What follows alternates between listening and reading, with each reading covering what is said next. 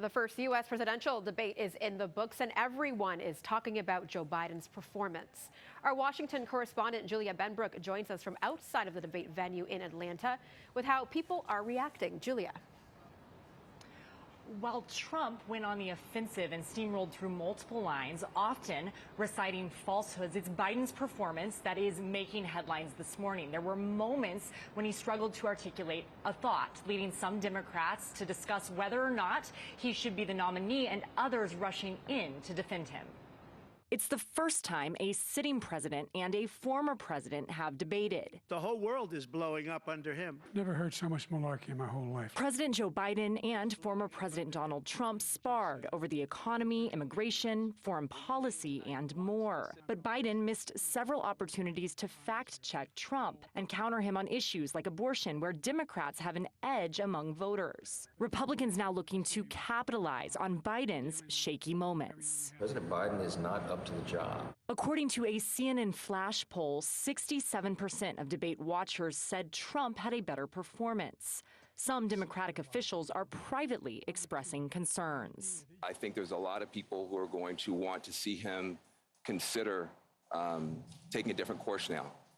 We're still far from our convention. But top Democrats have jumped to the president's defense. I will never turn my back on President Biden. We're going to double down in the next few months. We're going to win this election. While Vice President Kamala Harris admitted that Biden got off to a, quote, slow start, she urged voters to look at what the administration has accomplished. I'm not going to spend all night with you talking about the last 90 minutes when I've been watching the last 3.5 years of performance. These two are set to meet again on the debate stage. Before Thursday's debate, Biden and Trump had already agreed to a second one on September 10th, hosted by ABC. And Julia, let's talk a little bit more about that next debate. Are there any signs that Biden could back out after these reactions? Well, Biden had his first campaign event since the debate on Friday, and he came into that rally in North Carolina with a lot of energy, trying to create this comeback moment. He did address his debate performance directly and the concerns about his age and fitness for office. I know I'm not a young man. State the obvious. I don't walk as easy as I used to. I don't speak as smoothly as I used to. I don't debate as well as I used to. But I know what I do know. I know how to tell the truth.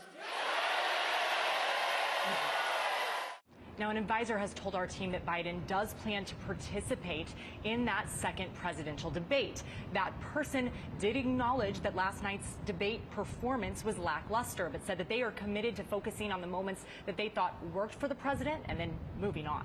Now, there's lots of claims during these types of debates that need to be fact-checked. How did the two candidates compare when it comes to false claims? Well, both Biden and Trump did make false or misleading claims throughout this debate, but similar to 2020, Trump made far more than his opponent did. Our count showed at least 30 false claims during the debate.